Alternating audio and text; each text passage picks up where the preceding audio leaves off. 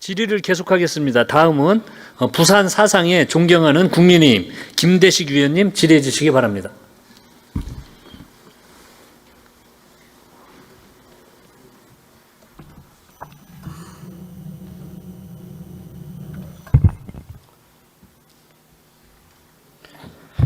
예, 존경하는 한병도 위원장님을 비롯한 선배 동료 의원 여러분, 그리고 우리 김민석 국무총리님을 비롯한 국무위원 여러분, 국민의힘 사상구 국회의원 김대식입니다. 먼저 우리 총리님께 질의를 하도록 하겠습니다. 한일 관계 국익 앞세운 지속 가능한 이번에 23일 이재명 대통령께서 이시바 시게루 일본 총리와 17년 만에 공동선언문을 채택을 했습니다. 아주 고무적이라고 저는 생각합니다. 저는 자칭 일본 전문가로서 이 두 정상이 국제사회에서 다양한 과제에 대해서 한일 양국이 협력해야 한다고 발표한 것은 무척 환영하고 또 응원을 합니다. 한일 정상회담은 단순한 이해교 이벤트가 아닌 한미일 안보협력, 글로벌 공급망 재평이라는 국제 질서의 과도기에 한국의 진로를 결정한 중대한 분기점이다, 이렇게 생각을 합니다. 특히 과거에 김대중 오부지 선언처럼 양국 간 불행한 역사를 극복하고 이제 과거를 잊으라는 게 아니라 과거를 기억하되 미래지향적으로 나아가길 바라는 마음이 동일하다, 이렇게 생각을 합니다. 총리님, 이번 정상회담을 두고 대통령께서 하신 말씀들 국민들은 안심하고 믿어도 되겠죠? 네, 다 진심을 담아서 말씀하셨습니다. 지속 가능한 한미일 안보 협력과 안보뿐만 아니라 경제 부분에서도 양국 간의 협력을 이재명 정부에 기대해도 되겠습니까? 변화한 국제 경제 질서 하에서 한일 양국 간 협력의 폭과 필요성이 넓어지고 있다고 양국 다 판단하고 있습니다. 그러면은 그동안 야당 대표 하실 때 정말 친일몰이 이런 프레임을 씌워가지고 이 굉장히 그동안 하셨던 발언들을 내가 일일이 여기서 말씀을 안 드리겠는데, 정권을 잡고 보니까 이러한 부분은 좀 문제가 있었다. 그리고 한일 앞으로 미래지향적으로 한일 관계에 있어서 앞마당처럼 서로가 교류하면서 미래지향적으로 가야 되겠다. 이런 부분에 대해서 우리 총리님께서 이러한 부분은 잘못된 부분이 있다, 이걸 사과할 의사가 있으십니까? 어떻습니까? 과거에 필요한 지적을 과거에 했었고, 지금은 현재의 시점에서 현재의 기초 위에서 앞으로 한일 간에 긍정적으로 함께할 수 있는 일들을 더 적극적으로 찾는 방향으로 노력할 것입니다. 일본의 이시바 시게루 총리를 비롯해서 실질적으로 일본을 움직이는 7명이 있습니다. 제가 22대 국회 들어와서 1년 동안에 7명을 다 만났습니다. 우리 윤호중 행안부 장관님하고 같이 가서도 제가 만났고 이러는데, 앞으로 한일 관계는 정말 역사적인 문제, 이런 부분을 우리가 잊어서는 안 되는 겁니다. 기억을 해야죠. 그리고 기록으로 남겨야 됩니다. 그러나 앞으로 이제 한미일 관계는 우리가 지정학적 측면에서 굉장히 중요하다, 이런 측면에서 앞으로 이제 우측 깜빡이를 켜셨으니까 좌측으로 가지 마시고 우측으로 계속 가시면서 협치하고, 또 우리 야당에서 도와줄 수 있는 부분은 과감하게 좀 도와드리겠다는 이런 말씀을 드립니다. 네. 이게 협치 아니겠습니까? 앞으로 가는 깜빡이를 잘 이렇게 켜놓고 가겠습니다. 네. 총리님, 내년 첫 본예산 규모가 어느 정도 될 것으로 예상하십니까? 700조가 좀 넘는 거 아닌가 이렇게 봅니다. 네, 그렇죠. 언론에 따르면 이게 예산안 편성에 지금 막바지 작업 중인데, 사상 처음 700조를 넘어서 730조에 육박할 것으로 합니다. 전임 정부가 2%대 증가율을 유지했던 것과 달리 이재명 정부에서는 9% 증가라는 확장 재정을 공식화할 것으로 전망하고 있습니다.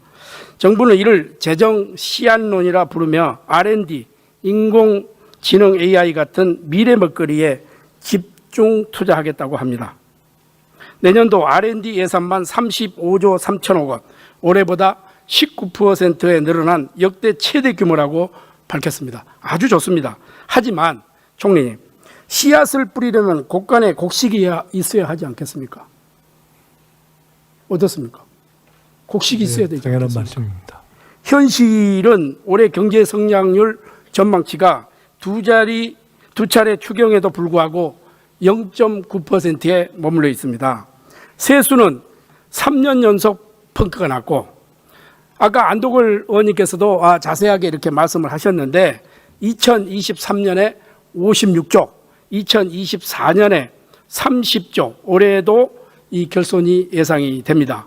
세수를 책임지는 기업들이 실적은 부진하고 또 세입 경정에 이게 세금이 덜 거치는 것을 반영해서 세입 예산을 다시 정정하는 것만 10조 원을 넘게 반영했습니다. 결과적으로 정부는 국채 발행으로 부족분을 메우고 있습니다. 올해 국채 이자만 30조 원을 넘어설 것으로 전망을 하고 있습니다. 총리님, 빚내서 예산을 늘리는 방식이 과연 투자입니까? 아니면 미래 세대에 떠넘기는 빚잔치입니까?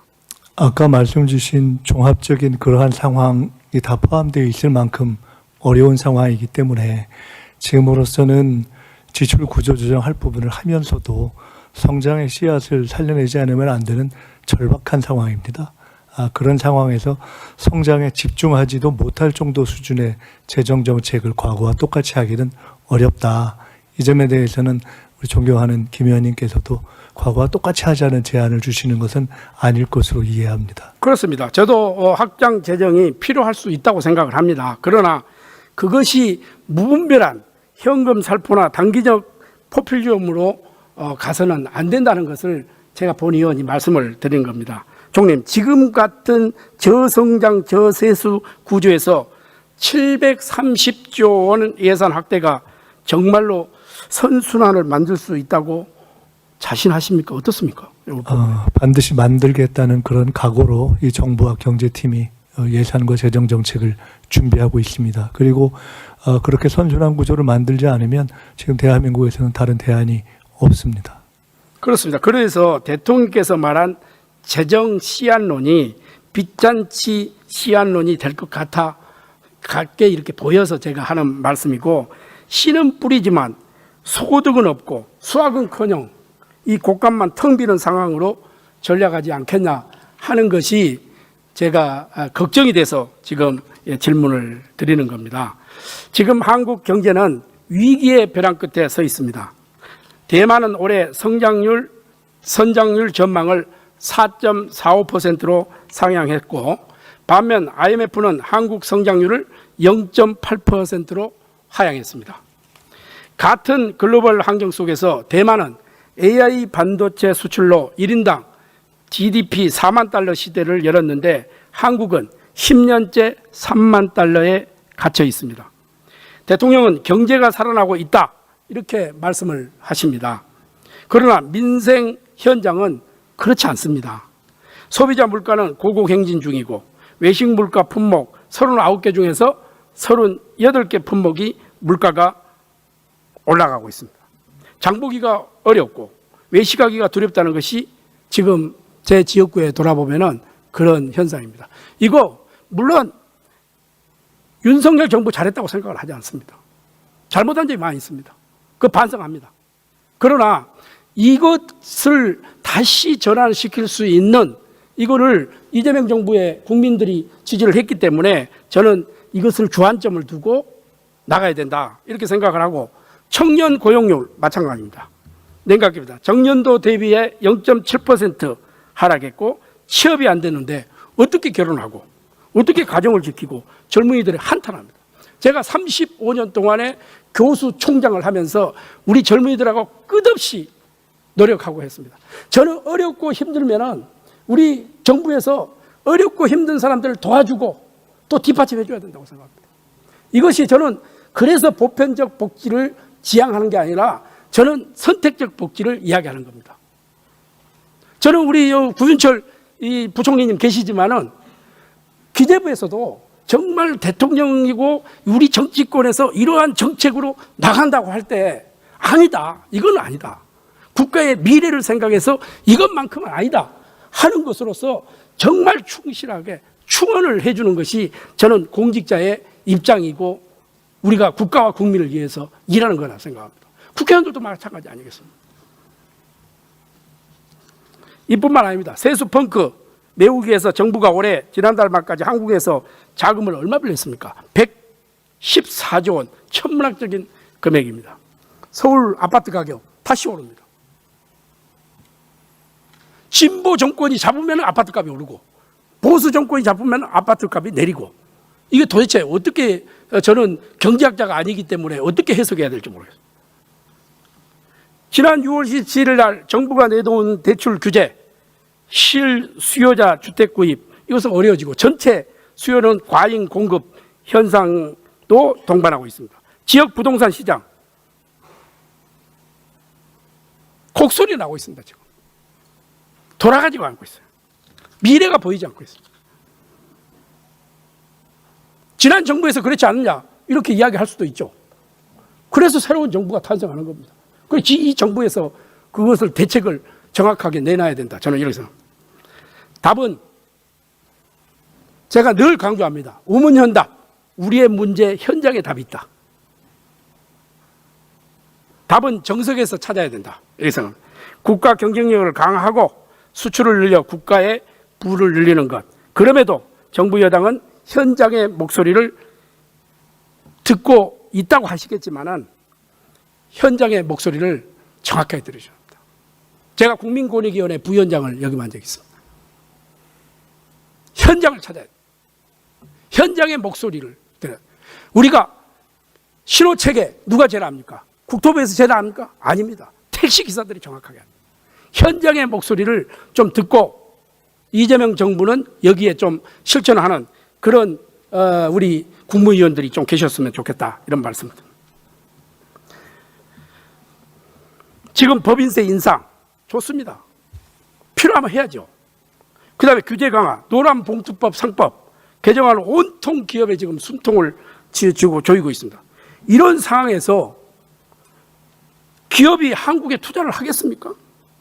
일자리를 기업이 만드는 거 아닙니까?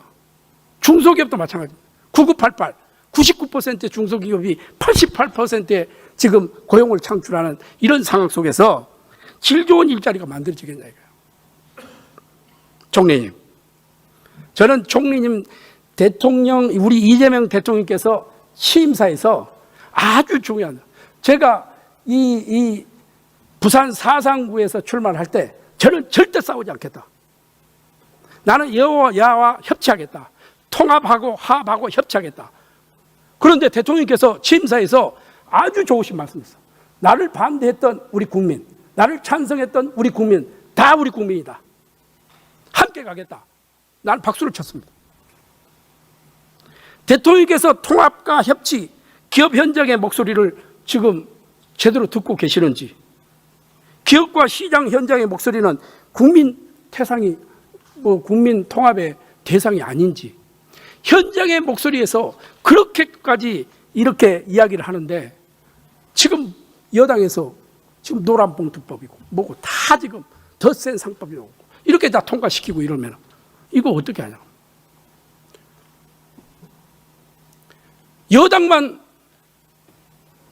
여당은 대통령께서 말씀하신 대로 대한민국 모두가, 보수도 우리 국민이요, 진보도 우리 국민이고, 한국노총도 우리 국민이고, 민노총도 우리 국민입니다. 한쪽에만 치우쳐서 저는 이런 목소리를 반영해서는 안 된다. 대통령께서 저는 이재명 정권이 국가를 위해서 성공해야 된다고 생각합니다. 그렇게 하면 어떻게 해야 되겠어요? 말씀하신 대로 통합, 화합, 협치 이렇게 가야 되지 않겠냐고. 답변해야 되나요? 제 말에 뭐 한번.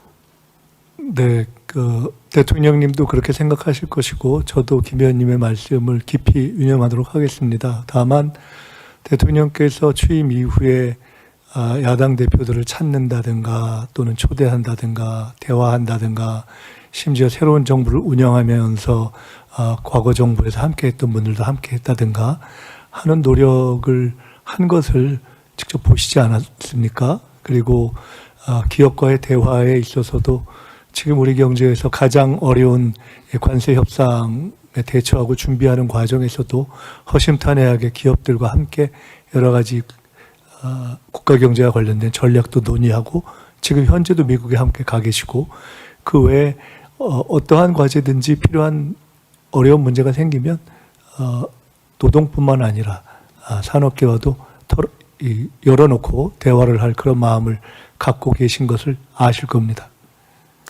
제가 이제 우리 총리님하고 개인적으로는 참 친분도 있고 여러 가지로 대화도 나눠보고 이렇게 했는데 이 총리님 생각도 굉장히 지금 뭐 국가와 국민을 위해서 아주 바르게 가야 되고 협치해야 된다. 이거는 저하고 똑같은 생각입니다. 그러나 지금 현재 좋아요. 대기업들이 대통령을 수행해서 지금 한미 관계 굉장히 지금 중요한 시점이잖아요. 이런 부분에서 같이 동행해가지고 머리를 맞대고 대한민국 국익을 위해서 이렇게 함께 하겠다는 것은 참 좋습니다. 그런데 그 전면적으로 국민들이 보기에는 그렇게 맞는데 뒤쪽에서는 이런 이 악법 같은 뭐 이런 것을 이렇게 나오고 1년만 유예를 좀 해달라 이런 애원을 했는데도 불구하고 일방통행으로 이렇게 가기 때문에 이런 부분은 정말 좀 속도 조절을 해가면서 해야 된다. 아니 대통령 정책실장이 또 그런 이야기 했잖아요. 해보고 안 되면은 그때 가서 또 바꾸면 되자. 이런 정책이 어디 있어요? 우리 우상호 정무수석님 오셨잖아요. 이런 게 어디 있어요?